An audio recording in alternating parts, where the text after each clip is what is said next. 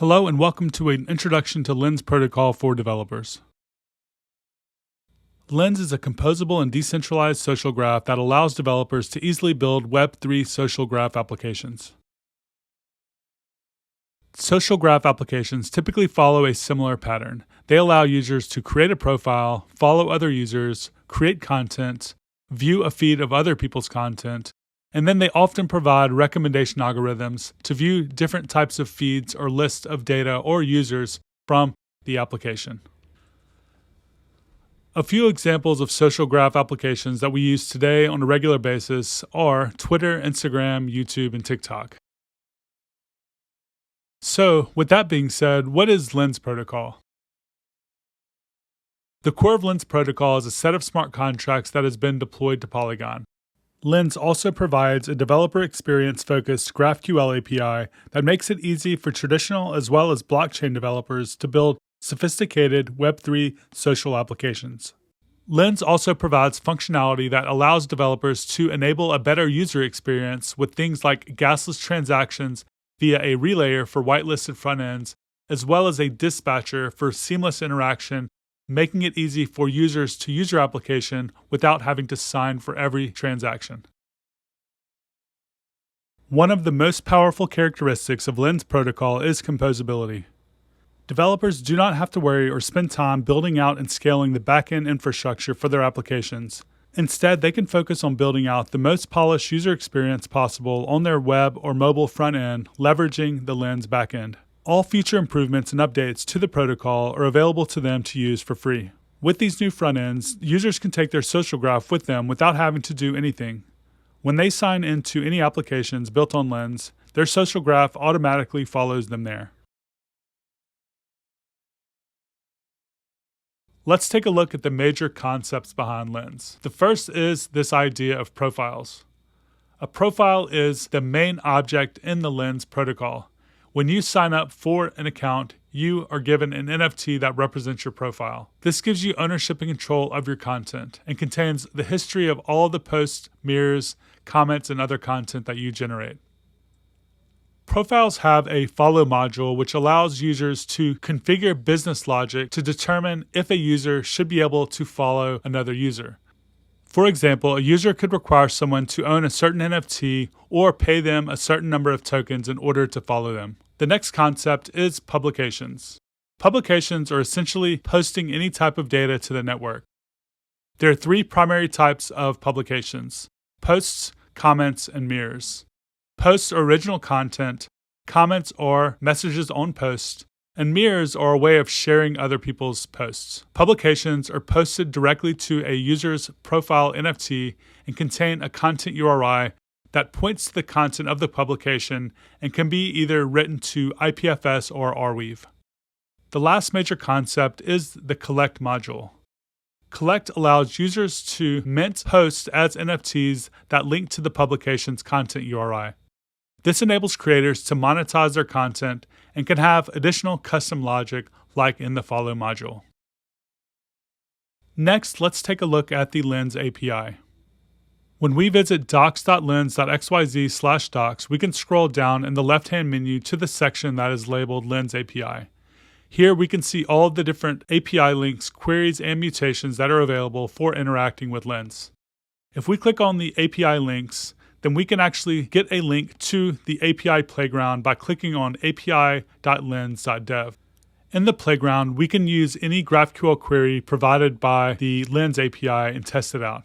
So for example, I can go back to the API docs, click on a query like maybe get publications, copy this to my clipboard, go to the GraphQL playground, paste it in,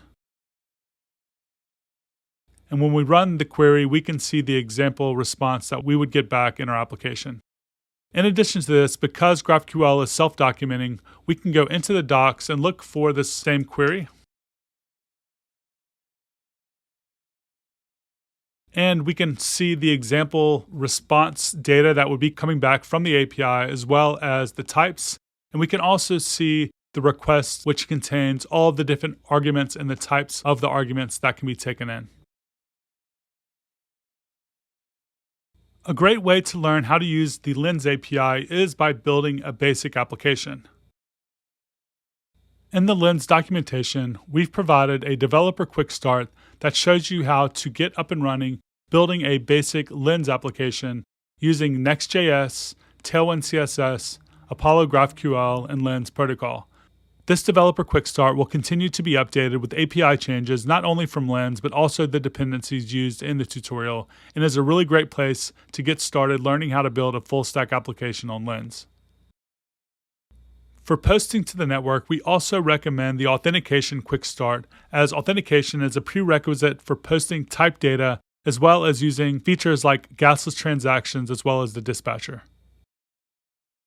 Let's talk more about posting to the network. There are two main ways to write data to the network. One would be writing directly to the smart contracts, but the recommended way is by posting transactions with typed data. This requires authentication, but shows the users what they're signing in a more readable format. This method is also required when using features like gasless transactions or the dispatcher. In order to post gasless transactions, you need to use the broadcast mutation. In order to use the broadcast mutation in production, it needs to be whitelisted for your application. Gasless transactions can be used freely on testnet though without any whitelisting.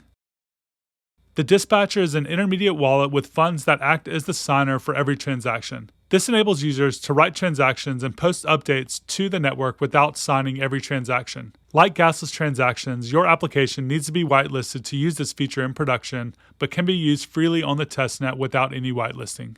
So what are the next steps for building on Lens? First, I'd check out the docs at docs.lens.xyz. To get inspiration, you can also look at lens.xyz/apps to see the types of applications that people are building.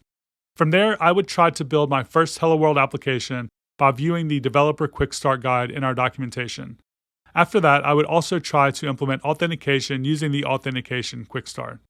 If you have any questions or you would like to meet more people in the community, check out the Lens Discord at lens.xyz and you can see the link to join there.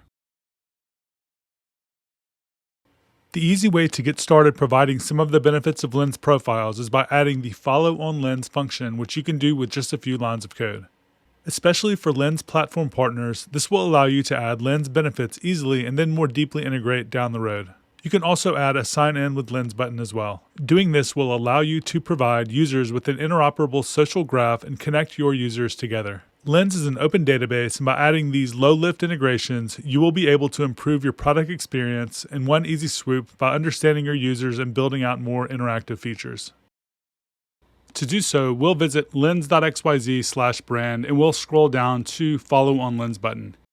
Here, we'll be given the HTML, CSS, and JavaScript needed to implement one of these buttons in our website. Here you can see that there are 3 different sizes that we've given you the code for. By setting the ID as small, large, or icon, you can get a different button by setting your handle as the data handle. We also offer the code necessary to add a Sign In with Lens button.